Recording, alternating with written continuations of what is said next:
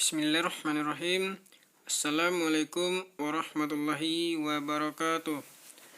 Pelajaran kita pada hari ini adalah tema 1, subtema 1, pembelajaran 1 dan pembelajaran 2, yaitu dengan judul organ gerak hewan dan manusia. Kita lihat terlebih dahulu subtema 1, organ gerak hewan. Di sini banyak contoh hewan seperti ayam, kucing, kelinci, dan sebagainya. Namun yang akan kita ambil contoh di sini adalah kelinci. Nah, kelinci bisa bergerak dari tempat yang satu ke tempat yang lain. Itu dikarenakan adanya alat gerak pada kelinci. Perhatikan di halaman 1. Di sini ada gambar yang terdiri dari 2 orang. Yang satu anggap saja namanya Pak Rudi dan satu lagi Edo.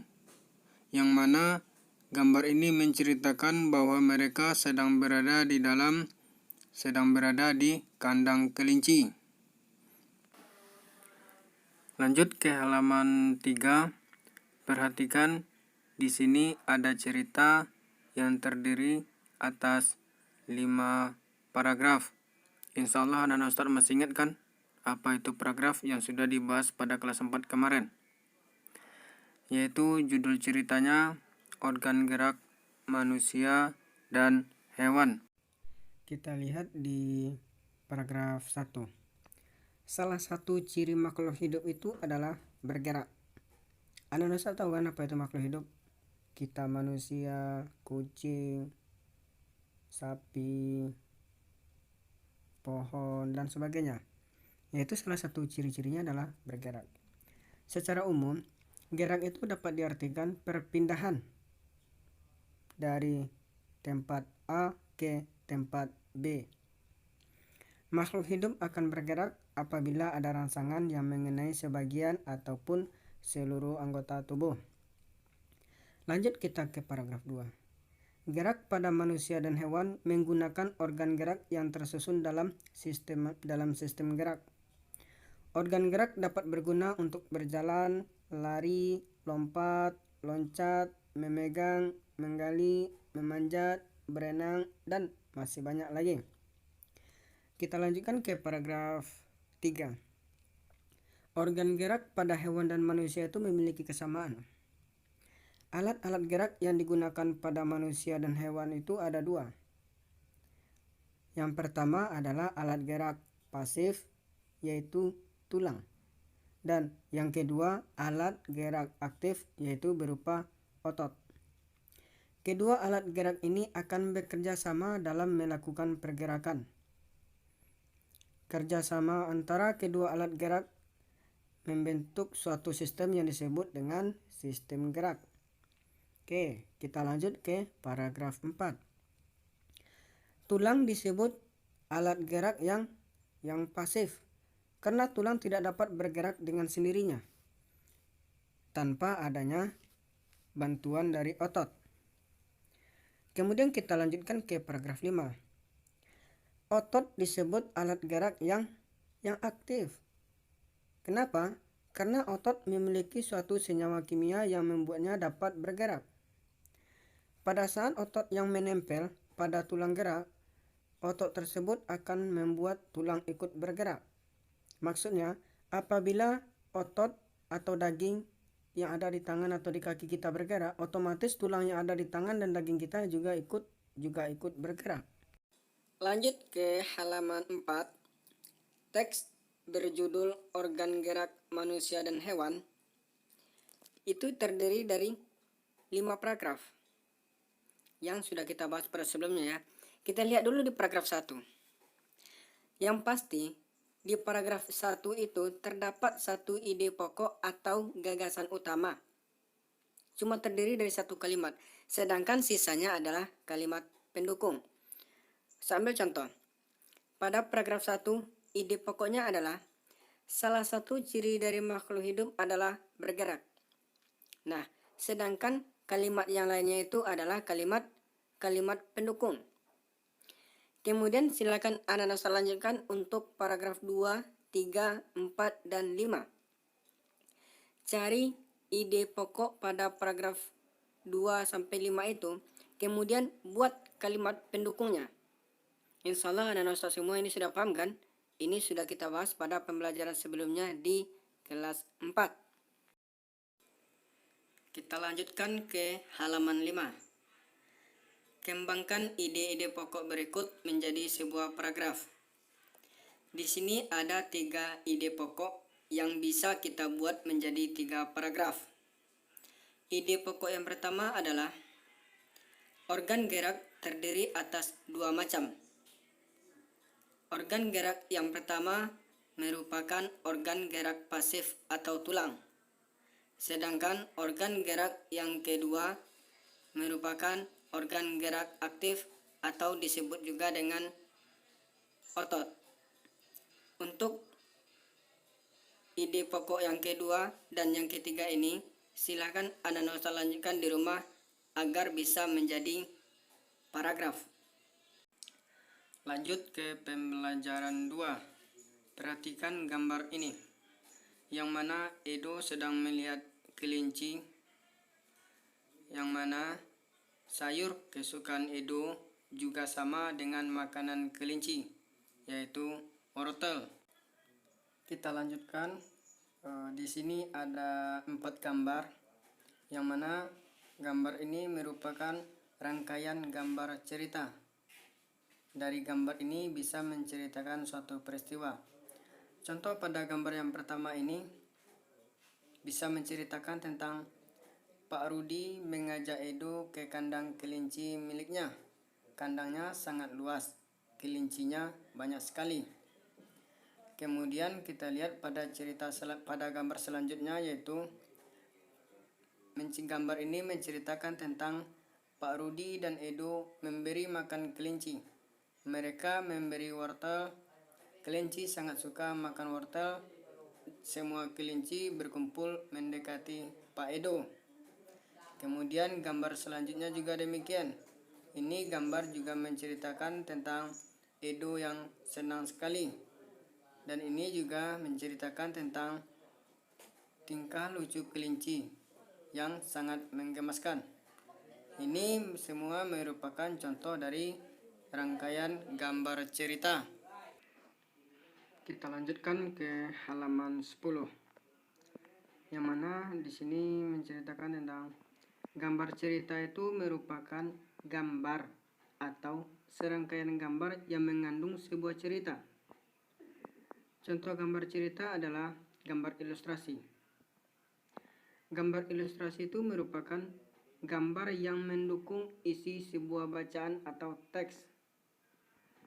Kemudian gambar ilustrasi dibedakan menjadi 2 macam, yaitu gambar yang berupa foto dan gambar tangan. Penggunaan gambar ilustrasi ini disesuaikan dengan kebutuhan dan isi bacaan atau teks. Maksudnya antara gambar dengan teksnya harus sama. Kemudian adapun ragam gambar ilustrasi itu banyak. Ada seperti dari komik, pamflet, cover, kartun, karikatur, dan sebagainya. Kemudian kita lanjutkan. Untuk meningkatkan keterampilan dalam menggambar, ini yang harus kita pahami. Gambar ilustrasi itu merupakan gambar dari sebuah teks. Tujuan ilustrasi itu adalah untuk memperjelas, memperindah, dan menerangkan isi atau informasi dari sebuah bacaan. Objek gambar ilustrasi itu dapat berupa gambar manusia, hewan, tumbuhan, dan sebagainya. Kemudian kita masuk ke langkah-langkah membuat gambar ilustrasi. Kita masuk ke langkah-langkahnya. Langkah-langkah yang pertama adalah gagasan. Gagasan bersumber dari bacaan. Setelah menentukan gagasan, tentukanlah adegan apa yang akan digambar. Siapa saja tokoh, bagaimana suasana dan selanjutnya. Kemudian yang kedua itu sketsa.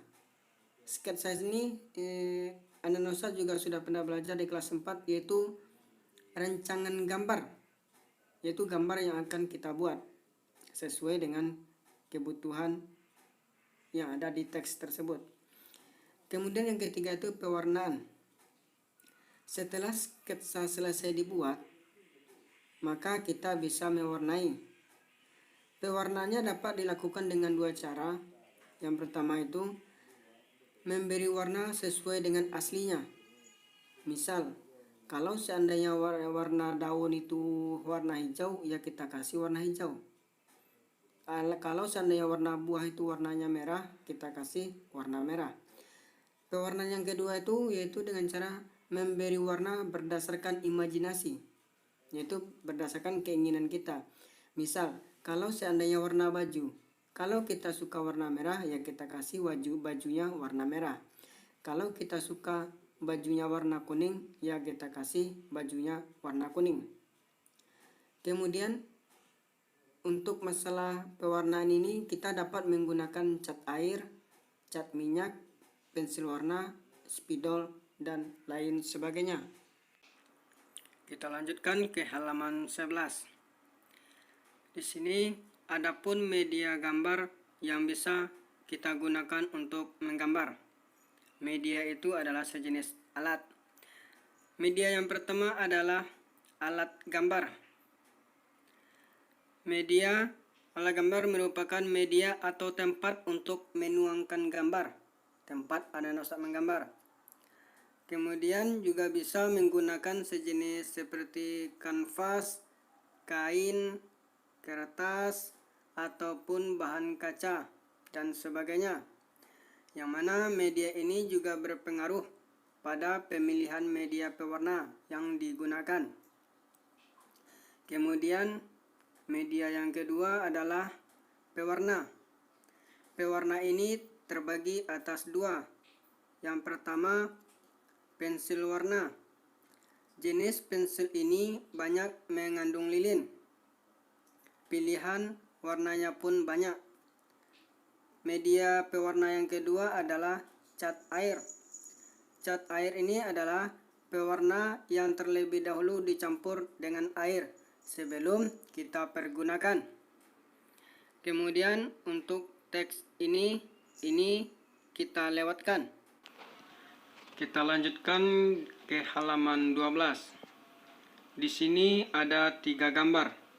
Yaitu gambar ini akan menceritakan tentang cerita gambar.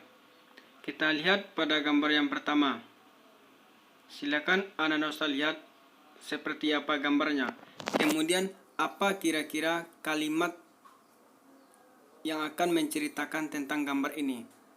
Beri contoh 1. Dengan penuh kasih sayang, induk kucing sedang menyusui anak-anaknya. Itu pun anak-anak boleh mengganti dengan kata-kata lain. Kemudian untuk gambar yang nomor 2 dan nomor 3 ini, silakan anak-anak Ustadz lanjutkan. Boleh minta bantuan kepada orang tua. Kira-kira gambar ini menceritakan tentang apa? Kita lanjutkan ke halaman 13. Silakan anak-anak Ustadz baca ini. Ini menceritakan Edo yang mempunyai kelinci, namun kelincinya tidak bisa bergerak dikarenakan kakinya yang sakit. Sedikit mengulang materinya, ini salah satu contoh organ gerak pasif atau tulang. Sedangkan ini organ gerak aktif atau yang menggunakan otot. Kemudian lanjut kita ke nama organ dan fungsinya. Di sini nama organnya adalah kaki. Fungsinya yaitu untuk bergerak. Kita lanjutkan ke halaman 14. Di sini ada 6 nama hewan. Kita mulai dari hewan yang pertama yaitu ikan. Nama organ gerak pada ikan itu adalah sirip dan ekor. Fungsinya adalah agar ikan bisa berenang dengan lincah di dalam air. Kemudian untuk nama hewan yang nomor 2 sampai nomor 6, silakan Anak Ustadz lanjutkan membuat nama organ geraknya dan fungsinya. Kita lanjutkan ke halaman 15. Di sini kita mengenal beberapa jenis hewan vertebrata. Hewan vertebrata itu merupakan binatang yang memiliki tulang belakang. Ini contoh tulang belakangnya. Kita disuruh untuk mengetahui organ gerak dan fungsinya. Kemudian kita membuat model kerangka dengan menggunakan kertas karton. Ini langkah-langkah kerjanya. Yang pertama, siapkan alat dan bahan. Yang kedua, gambar pola pada kertas. Insya Allah anak Ustadz sudah paham kan apa itu pola, yaitu gambar di atas kertas atau di atas kanvas dan sebagainya. Setelah itu gunting kertas dan selanjutnya baru menggabungkan bagian-bagian guntingan tadi menjadi model kerangka hewan. Model kerangka ini tidak usah kita praktekkan. Cukup Anak Ustadz memahami bagaimana langkah-langkahnya. Lanjut ke halaman 16. Sebelumnya Anak Ustadz sudah mengetahui kan macam-macam organ gerak dari hewan vertebrata. Seperti salah satu contohnya adalah menggunakan kaki. Namun di sini berbeda dengan hewan yang habitatnya di air, yang mana sistem geraknya tersebut berbeda. Salah satu contohnya adalah ikan, yang mana ikan ini memiliki sistem gerak yang unik, yaitu dengan menggunakan ekor dan sirip agar pergerakan ikan bisa berfungsi untuk mendorong gerakannya di dalam air. Lanjut ke halaman 17. Di sini ada tugas yang mana Anak Ustadz disuruh membuat ide pokok dan kalimat pengembang pada bacaan gerak ikan dalam air. Di sini cukup Anak Ustadz membuat ide pokok yang terdiri dari satu kalimat, sedangkan kalimat pengembang itu dilewatkan.